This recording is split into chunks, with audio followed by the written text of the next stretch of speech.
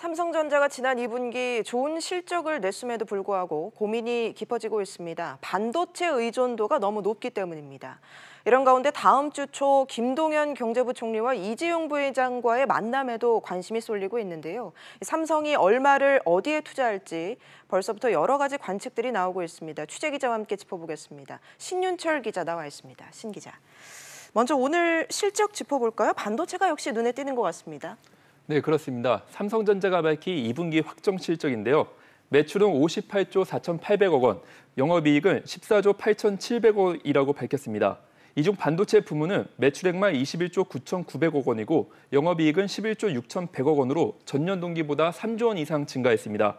반도체가 전체 영업이익에서 차지하는 비중이 80% 가까이 되는 것입니다. 문제는 이 같은 반도체 호황이 언제까지 지속되느냐인데요. 삼성전자는 내년 상반기까지 안정적인 실적을 거둘 것으로 전망했습니다.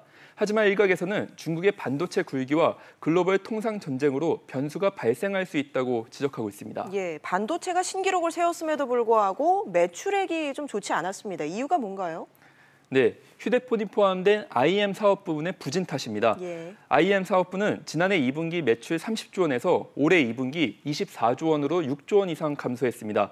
글로벌 휴대폰 트렌드가 중저가 폰으로 이동한 가운데 갤럭시 S9의 판매가 저조했기 때문입니다. 네, 스마트폰의 부진이 지금 좀 이어지는 상황인데 삼성전자는 어떤 대응책을 갖고 있습니까? 일단 신제품 출시에 기대를 걸고 있습니다. 갤럭시 노트9과 기존 기어 제품을 업그레이드한 갤럭시 워치를 출시할 계획인데요. 특히 갤럭시 노트9의 조기 출시로 시장의 관심을 선점하겠다는 계획입니다.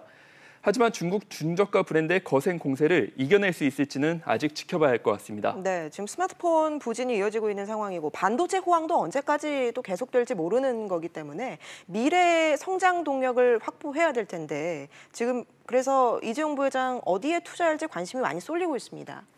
네, 그런 맥락에서 다음 달 초 김동연 부총리와 이재용 부회장의 만남에 주목되는데요. 예. 이달 초 문재인 대통령이 인도에서 이 부회장에게 국내 투자 확대를 부탁한 적이 있습니다.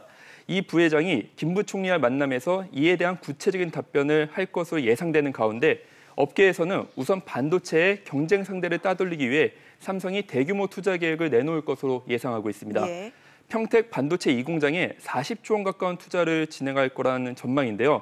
또 OLED 디스플레이 투자, AI, 의료 장비 같은 미래 성장 동력 분야에서도 투자를 늘릴 것으로 예상합니다.